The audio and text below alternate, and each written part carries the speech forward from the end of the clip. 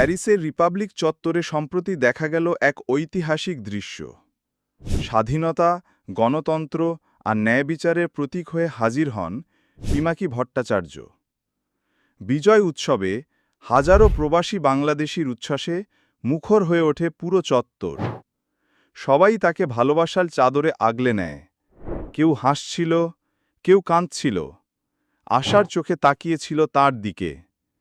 এই ঐতিহাসিক সমাবেশে পিনাকি বলেন, এই বিজয় শুধুই আমার না, এই বিজয় প্রতিটি স্বাধীনচেতা মানুষের, এই বিজয় বাংলাদেশের।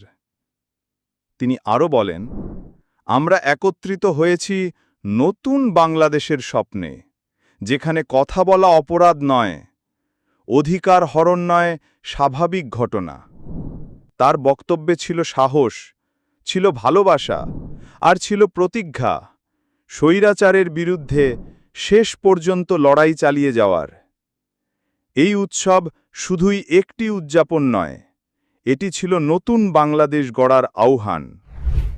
পিনাকি ভট্টাচার্য যেন আজ শুধু একজন মানুষ নন, তিনি হয়ে উঠেছেন কোটি মানুষের প্রতিবাদে প্রতীক।